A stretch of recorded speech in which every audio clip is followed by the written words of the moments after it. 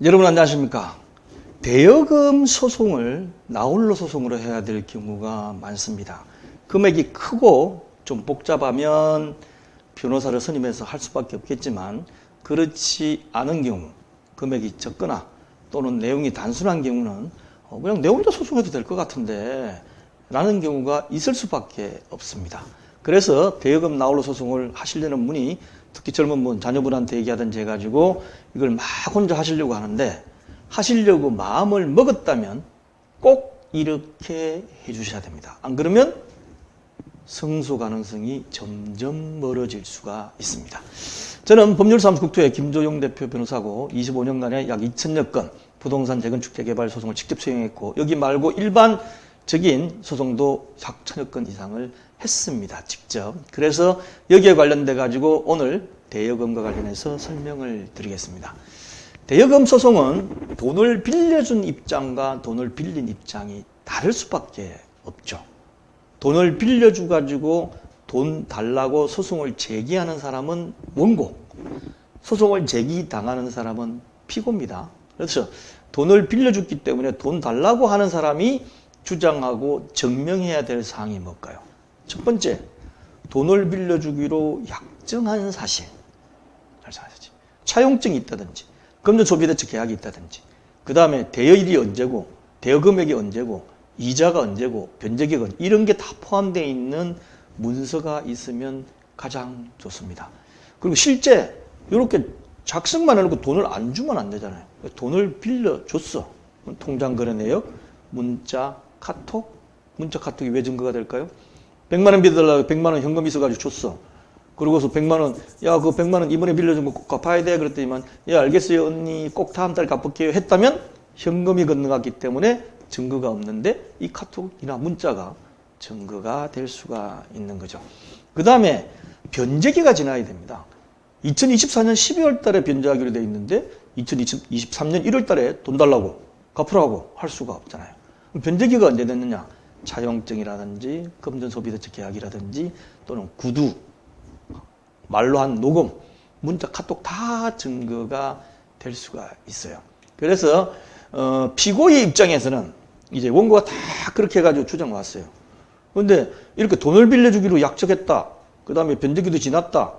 돈을 실제 빌려줬다. 그러면 피고가 이기려면 그걸 깨트려야 되잖아요.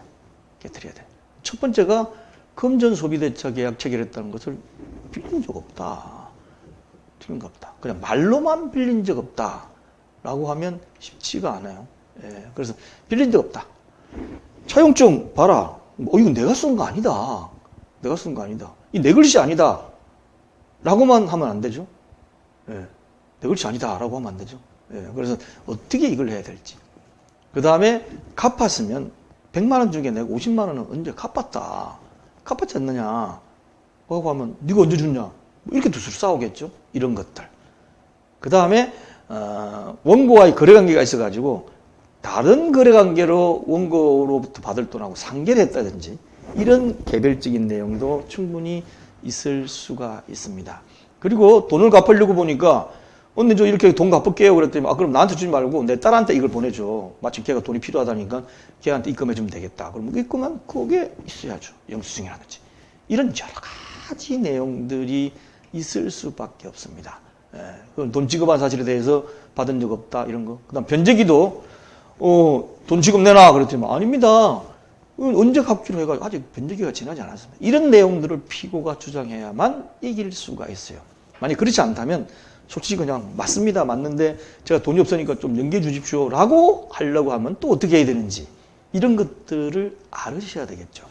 그래서 보통 나홀로 소송을 할 수밖에 없을 때 가장 많이 하는 행동이 뭐죠? 일반적으로 이분들은 법률 지식이나 소송 수행 지식이 법률 전문가보다는 부족한 상태다 보니까 유튜브나 네이버나 다음 뭐 이런 걸로 막 검색을 해요. 검색해가지고 조금씩 합니다. 이걸 저는 조각 지식이라고 얘기합니다.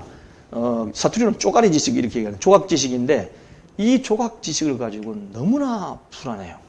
이런 식으로 소송했다가는 잘못하면 자기 할 말도 제대로 못하고 손에 쥐고 있는 증거 하나면 판결이 바뀔 수가 있는데 승패가 이걸 제출 못하는 이런 경우가 생길 수가 있습니다. 그래서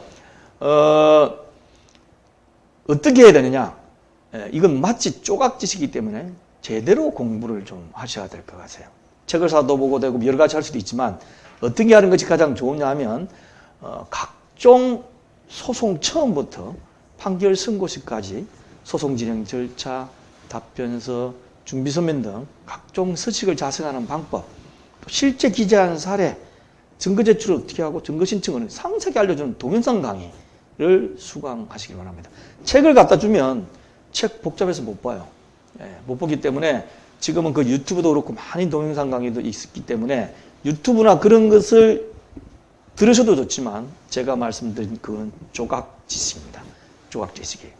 무료로 나돌아다니는 그런 거를 보시면 여러분들이 불안할 수밖에 없어요. 그러면 이렇게 그러면 말씀하시는 것처럼 나홀로 소송을 해결해 줄 수 있는 곳이 어딥니까? 라고 물어본다면 저는 저희 홈페이지를 말씀드리겠습니다.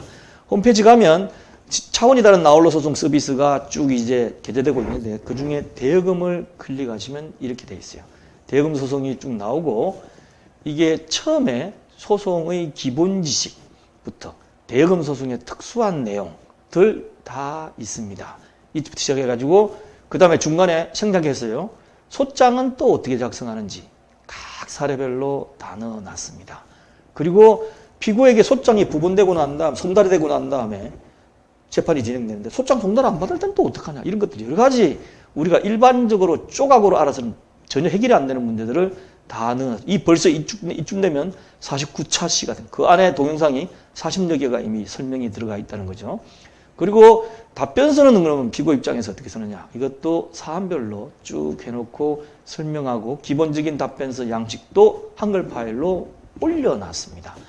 그리고 서로 그 다음부터 준비서면 내고 반박하고 막 이럴 때는 어떻게 하느냐. 대충 여기를 보시면 이런 식으로 진행되는구나 라는 걸 알고 있어요. 그리고 증거를 갖고 해야 되겠다. 뭐 저 사람 내가 돈을 분명히 입금시켰는데 계좌를 좀 봐야 되겠다. 그럴 때. 그 다음에 뭐 문서를 지가 쥐고 있으면 안 내놓는다. 그럴 경우는 어떻게 하냐. 이런 것들에 관련된 거 전부 증거 확보를 위한 방법으로도 다 영상 강의를 해놨습니다. 그리고 재판 당일날 그럼 어떻게 하느냐에 관해서도 쭉 나와 있고 이게 항소심까지도 쭉 계속될 겁니다. 그래서 이런 것들에 관해서 제가 거의 140, 50개 영상을 올려놔가지고 여러분께 도움이 될 수 있도록 해줬으니까 이왕 나홀로 소속 하시려고 그러면 여기를 반드시 가입해가지고 한번 보시고 그러고 난 다음에 자신감을 가지든지 그래도 모르겠으면 연락을 주시든지 이렇게 하시는 게 좋습니다. 자, 법률 39토를 앞으로도 많이 이용해 주시기 바랍니다. 감사합니다.